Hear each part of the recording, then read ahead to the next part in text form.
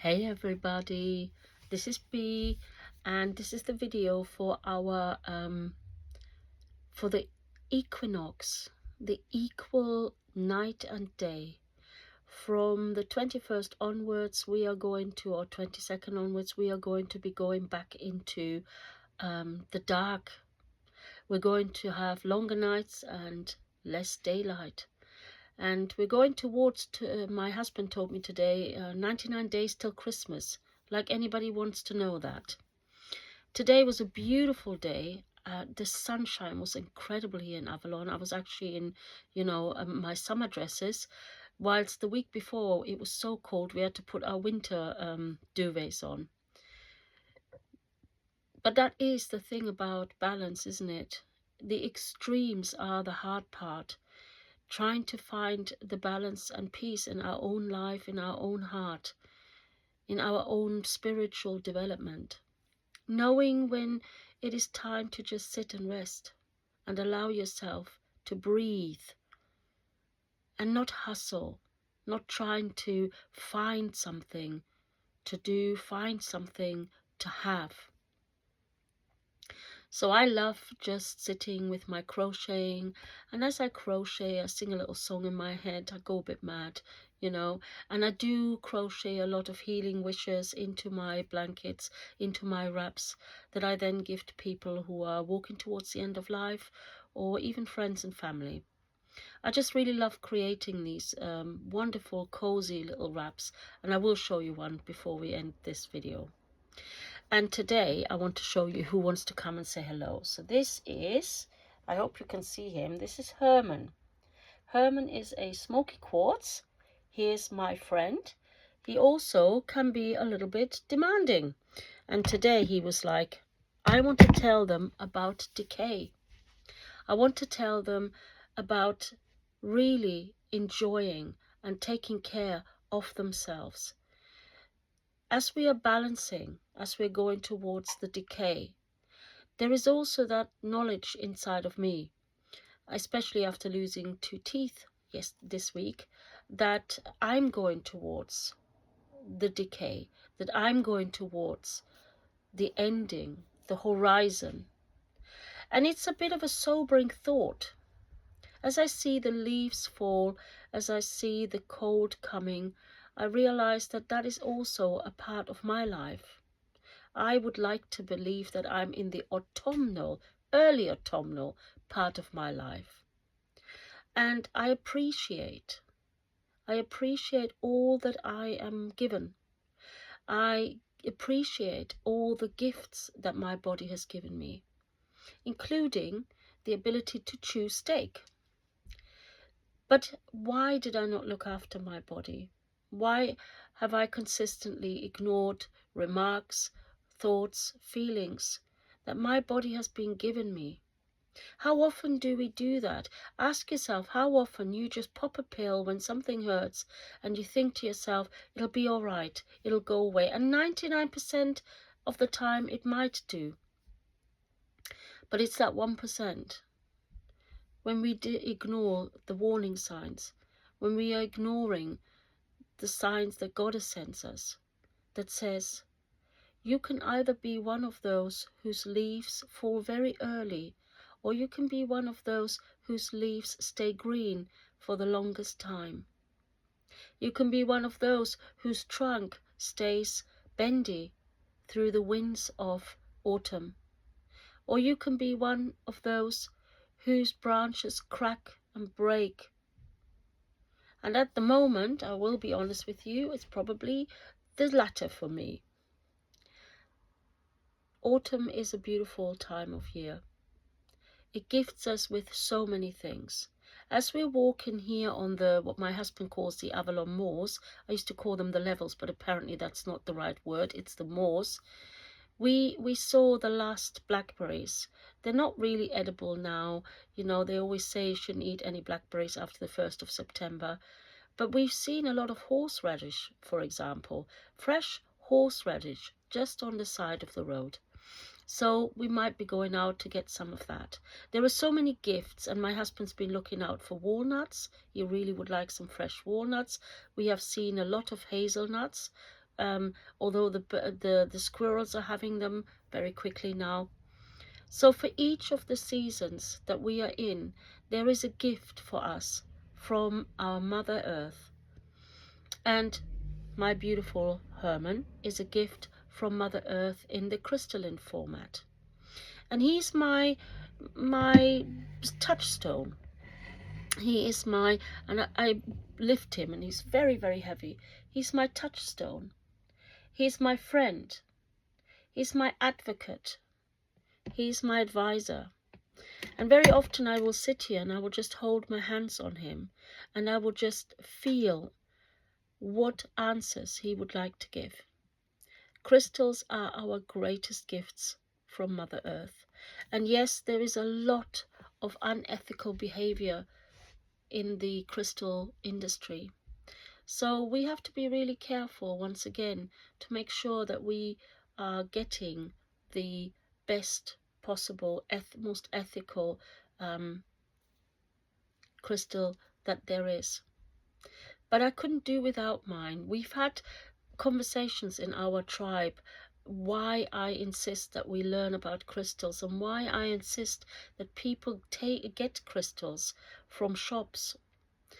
Now, as a matter of fact, there are places in the world where you can just pick them up. I've just had a wonderful picture from my sister Alex Lamalfa in the Italian coast, and she has picked up a whole bag of hematite from the coastline of Elba. And so there are gifts. I very often go to the Jurassic Coast here, Devon, Dorset, and I pick up little agates on the beach. But there are particular stones, particular crystals that are really helping us, especially when we are in a turmoil, when we are frightened, when we are in trauma, when there's drama in our lives. And I recently started a little Gem of the Week talk on our Caradun Priestess and Priest page on Facebook, if you want to look at them. And tomorrow I'm going to be talking about the blue goldstone, which is one of my favorites. And it is not a crystal. It's actually a man-made stone, but it has inclusion of magnesium in it, which is something that we often lack. So there is this time now where we have to make, the hawthorns are out as well. So now is the time to make hawthorn medicine. But there is a lot of things that we can make that will help us be healthy over the winter. And we can reduce, and it's hard for me as well, the intake of sugar, the intake of unhealthy fats. The winter can be a very easy time for you. The autumn, the colds, the flu can be a very easy time for you if you just look after what are you putting in your body, what are you holding in your hands. One of my favorite crystals is the kyanite, but I also like kunzite, and all of these are always around my wrists. I put them everywhere. I love my crystals. Put them around my neck. I've got this amazing onyx skull necklace that my daughter made for me right now. It's very beautiful. And so for me, there is that keeping myself healthy and giving gratitude to my body, my aging, slightly failing body, but still giving it gratitude, loving it, giving it some real love. This body is the vehicle of our soul. This body is what holds our essence, our personality, our identity, and our ego. Do you know, I hear so many people talk about overcoming their ego, pushing their ego away. There is good in your ego. It is who you are. It's not really something you can overcome. What you can do is look after it, the same as you do with your body. And you can help it reprogram into becoming a more content, loving, peaceful presence in your life. And it is very easy to do that. It is unhelpful patterns that hurt us. And I have them myself. I'm no, you know, I can't walk on water yet. I'm no guru. I have my days. And there is that fight between ambition and co-creation. There is that fight that we sometimes have about, this is mine, you can't have any of that, I'm not going to share. There is that place in us that is, worried about having enough, that lack of fear, other way around, that fear of lack. It's very late in the night. And it is really very important that we understand that that comes from a place of us that tries to keep us safe, our loyal soldier. But sometimes we have to tell the loyal soldier to stand down, that not everybody is the enemy, that when we co-create with others, that we can really create more abundance, more wealth. Now, I'm not talking about money, or at least not completely just about money. Manifesting wealth can also be a wealth of experience, a wealth of knowledge, a wealth of friendship, a wealth of love. And what is actually really more important? I will tell you now that Caradon has also already pronounced that 2025 is going to be a year that will ask us to go back to a simpler life. That we will all have to be hand in hand, heart to heart, soul to soul. That there will be things that we will be missing, but that it's all okay. That often we squander a lot of our wealth. I don't know about you, but we are gifted with so much abundance.